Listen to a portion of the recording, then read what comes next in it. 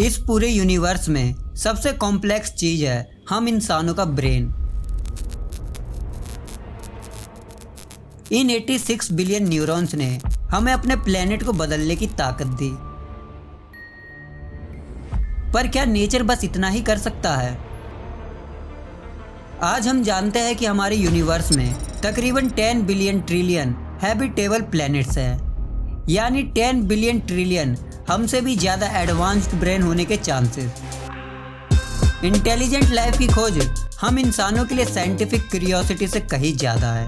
हमारे अंदर हमसे किसी एडवांस लाइफ से मिलने का जुनून है। एक एलियन सिविलाइजेशन की खोज सिर्फ हमें ये नहीं बताएगी कि हम इस यूनिवर्स में अकेले नहीं, बल्कि यह हमारी प्रजाति के लिए इवोल्यूशन का एक नया रास्ता भी खोल सकता है। ये ऐसा क्या जानते हैं जो हम नहीं, और हम उनसे कांटेक्ट कैसे कर सकते हैं? ये सोच रखने वाले सिर्फ हम इंसान ही नहीं, उनके अंदर भी हमारी तरह किसी इंटेलिजेंट लाइफ को ढूंढने की जिज्ञासा होगी। किसी भी इंटेलिजेंट लाइफ को दो तरह से ढूंढा जा सकता है। पहला, मैसेंजर्स। 200 साल पहले हमने इंटेलिजेंट लाइफ को अपने मौजूदगी का बताने के लिए सहारा डेजर्ट में आग के बड़े रिंग्स को बनाने की सोची थी। वहीं 1860 में एक फ्रेंच कवि ने रेगिस्तान में बड़े बड़े शीशे लगाने का प्रस्ताव रखा था, ताकि सूरज की रोशनी को रिफ्लेक्ट करके मार्स तक अपनी मौजूदगी का एहसास करवाया जा सके। लेकिन अगर हमें अपनी मौजूदगी का एहसास स्पेस में करवाना है तो ये आग के बड़े रिंग और बड़े बड़े शीशे किसी काम के नहीं। यहाँ तक कि मौजूदा तकनीक से नजदीकी प्लेनेट पर परमाणु युद्ध का पता लगाना भी लगभग नामुमकिन होगा। स्पेस में अपने मैसेजेस को पहुंचाने के लिए हमें ऐसी चीज की जरूरत होगी जिसे हम देख भी नहीं सकते। रेडियो वेव्स मैसेजेस को लंबी दूरी तक भेजने के लिए बेहतरीन ऑप्शन है, क्योंकि ये इंटरस्टेलर डस्ट और गैस में भी ट्रैवल कर सकते हैं। इसलिए सेटी यानी search of extra terrestrial intelligence ने पूरी तरह से रेडियो सिग्नल की स्कैनिंग पर फोकस किया है। चाहे ये इंटेलिजेंट लाइफ के द्वारा भेजा जा रहा मैसेज हो या फिर उनके किसी टेक्नोलॉजी से आने वाला रेडियो सिग्नल, इन दोनों तरीकों से इंटेलिजेंट लाइफ का पता लगाया जा सकता है। हमारे ही रेडियो ट्रांसमिशंस 100 लाइट ईयर्स का सफर कर चुके हैं और 75 सोलर सिस्टम तक हमारे मैसेजेस पहुंच गए हैं। इनमें से कुछ सोलर सिस्टम में अर्थ की तरह हैबिटेबल प्लैनेट्स भी है। अगर इंटेलिजेंट एलियंस इस सिग्नल बबल के परे भी हो, फिर भी वो हमारे मौजूदगी का पता हमारे एटमॉस्फेयर में ऑक्सीजन से लगा सकते हैं। सेटी ने अब तक मिलियंस ऑफ स्टार्स को एलियंस के सिग्नल्स को ढूंढने के लिए स्कैन कर लिया है, लेकिन 6 दशकों की रिसर्च के बाद भी हमें कोई सिग्नल नहीं मिला। लेकिन सच्चाई तो ये है कि हमने इंटेलिजेंट लाइफ को ढूंढने के लिए अभी शुरुआत की है। हमारे यूनिवर्स में 2 ट्रिलियन और गैलेक्सीज हैं जो हमसे इतना दूर है कि उनकी स्टडी करना नामुमकिन है। अगर स्पेस एक समुद्र है तो हमने इंटेलिजेंट लाइफ को ढूंढने के लिए सिर्फ इसके एक बूंद पर ही रिसर्च किया है। लेकिन क्या हो कि हम इंसान इनका पता लगाने के लिए गलत चीज को ढूंढ रहे हैं। एलियंस लाइफ को ढूंढने का दूसरा तरीका भी है, इंजीनियर्स। हमारी तरह इंटेलिजेंट एलियंस भी दूसरे इंटेलिजेंट लाइफ से संपर्क बनाने की कोशिश कर रहे होंगे, क्योंकि ये एक सवाल कि क्या हम इस यूनिवर्स में अकेले हैं हमें दूसरे प्लैनेट्स पर जीवन को ढूंढने के लिए मजबूर करता है। पर शायद उन्हें दूसरे इंटेलिजेंट लाइफ से कांटेक्ट करना काफी खतरनाक लग रहा हो। अगर ऐसा है तो हमें इन्हें ढूंढने के लिए और भी ज्यादा क्रिएटिव होना होगा। साल 2015 में साइंटिस्ट को एक स्टार दिखा जिसकी लाइट असामान्य तरीके से डिम हो रही थी, जैसा आज तक कभी भी नहीं देखा गया। इसकी वजह एक बड़े धूल का बादल या चांद हो सकता है जो इस स्टार की रोशनी को ब्लॉक कर रहा है। लेकिन ये कुछ और भी हो सकता है, एक एलियन मेगा स्ट्रक्चर। भले ही ये आपको इम्पॉसिबल लग रहा हो, लेकिन एक इंटेलिजेंट लाइफ को ढूंढने के लिए ये एक नया हिंट हो सकता है। यानी हम इंटेलिजेंट लाइफ का पता उनके सिग्नल से नहीं, बल्कि उनकी टेक्नोलॉजी से भी लगा सकते हैं। इसके लिए हमें ये सोचना होगा कि हमें दिमाग को हिला देने वाली कौन सी एलियन टेक्नोलॉजी को ढूंढना है। हर एक सिविलाइजेशन अपने आप में ही अलग होंगे, लेकिन उनके एनर्जी के इस्तेमाल का सोचकर हम ये पता लगा सकते हैं कि वो किस तरह की टेक्नोलॉजी का इस्तेमाल करते होंगे। और कार्डेसेव स्केल इन्हें 3 लेवल्स में बांटता है। टाइप 1 अपने प्लेनेट में मौजूद सभी एनर्जी को इस्तेमाल करने में मास्टर होंगे। टाइप 2 अपने तारे की एनर्जी को यूज करने में मास्टर होंगे।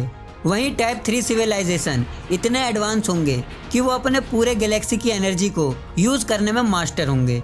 पर एलियंस की सुपर टेक्नोलॉजी को ढूंढने से पहले हम अपने ही तरह के सिविलाइजेशंस को कैसे ढूंढेंगे, जबकि हम अभी तक टाइप 1 भी नहीं बने हैं। जब एक प्लेनेट अपने स्टार के सामने से गुजरता है तो हमें उस स्टार की रोशनी में डिम देखने को मिलता है, लेकिन अगर स्टार की रोशनी में उम्मीद से ज्यादा डिम देखने को मिले तो वो सैटेलाइट के रिंग्स का सबूत हो सकता है, क्योंकि आमतौर में किसी भी रॉकी प्लैनेट्स के रिंग नहीं होते। और अगर हमें किसी रॉकी प्लैनेट्स में रिंग देखने को मिले तो वहाँ टाइप 1 सिविलाइजेशन हो सकता है, क्योंकि ये रिंग सैटेलाइट से बने होंगे।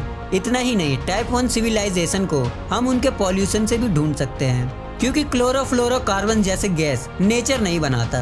ये गैस कई लाखों सालों तक प्लेनेट के एटमॉस्फेयर में रह सकते हैं और इन्हें आसानी से डिटेक्ट भी किया जा सकता है। अगर एलियन लाइफ इससे भी ज्यादा इंटेलिजेंट हुई तो उन्हें और भी ज्यादा एनर्जी की जरूरत होगी, और एक स्टार के पास बिलियंस ऑफ टाइम ज्यादा एनर्जी होती है। स्टार की सारी एनर्जी को इस्तेमाल करने के लिए इन्हें एक ऐसे मेगा स्ट्रक्चर को बनाना होगा जो पहली बार सुनने पर नामुमकिन सा लगता है। Dyson sphere.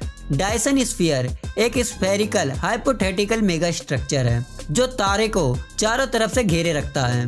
ये स्टार की पूरी एनर्जी को हार्नेस कर सकता है। इस टेक्नोलॉजी की मदद से कलेक्ट की गई स्टार की 1 सेकंड की एनर्जी हमारी धरती की हजारों सालों की एनर्जी रिक्वायरमेंट्स को पूरा कर सकता है। डायसन स्फीयर कई तरह के हो सकते हैं, लेकिन जो सबसे बेहतरीन ऑप्शन होगा वो होगा डायसन स्वार्म। इनका डिज़ाइन कैसा भी हो, लेकिन ये काफ़ी मात्रा में इंफ्रारेड एनर्जी हीट को रिलीज करेंगे। साथ ही ये पूरे स्टार की लाइट को भी ब्लॉक कर देते हैं। इतनी एडवांस टेक्नोलॉजी वाले इंटेलिजेंट लाइफ स्टार लिफ्टिंग में भी माहिर होंगे। स्टार लिफ्टिंग हमें स्टार के टेम्परेचर को कम करके उसकी मौत को पोस्टपोन करने में मदद करेगा। आने वाले 1 बिलियन सालों में हमारा स्टार भी धरती पर मौजूद जीवन के लिए काफ़ी गर्म हो जाएगा। ऐसे में अगर हम टाइप 2 सिविलाइजेशन के साथ कांटेक्ट करने में कामयाब रहे तो हम फ्यूचर में इस स्टार लिफ्टिंग टेक्नोलॉजी का इस्तेमाल कर धरती पर मौजूद जीवन को बचा सकते हैं। वहीं टाइप 3 सिविलाइजेशन में इतनी ताकत होगी कि वो अपने गैलेक्सी में मौजूद सभी स्टार, प्लैनेट्स और ब्लैक होल की एनर्जी का इस्तेमाल कर सकेंगे। यानी इनकी एनर्जी की भूख पूरे के पूरे गैलेक्सी को मिटा सकती है। ऐसे में टाइप 3 सिविलाइजेशन को ढूंढने के लिए हमें उन चीज़ों को ढूंढना होगा जो अब अपनी जगह में नहीं है, लेकिन हमारी अब तक की रिसर्च में ऐसे कोई सबूत नहीं मिले जिससे कि टाइप 3 सिविलाइजेशन के होने पर हम सोचने पर मजबूर हो सके, और इनसे एडवांस्ड इंटेलिजेंट लाइफ की हम उम्मीद भी नहीं कर सकते। लेकिन थ्योरी में ऐसे भी इंटेलिजेंट लाइफ हो सकते हैं जो यूनिवर्स को कंट्रोल और बना सकते हैं। कई साइंटिस्ट मानते हैं कि हम ऐसे सिमुलेशन में जी रहे हैं जिसे कोई हाई इंटेलिजेंट लाइफ कंट्रोल कर रहा है। अगर ऐसा है तो search of intelligent life search of God का इवोल्यूशन मिशन है। पर क्या हो अगर एक दिन हमारा इंटेलिजेंट लाइफ को ढूंढने का सपना पूरा हो जाए? उस दिन हमें हमारी असली औकात का पता चलेगा, और वही पहला दिन होगा जब हम अपने कॉस्मिक ब्रदर से मिलेंगे, और इनकी टेक्नोलॉजी हमें हमारे प्लैनेट्स को यूनिवर्स के सभी खतरों से बचाने में मदद करेगी।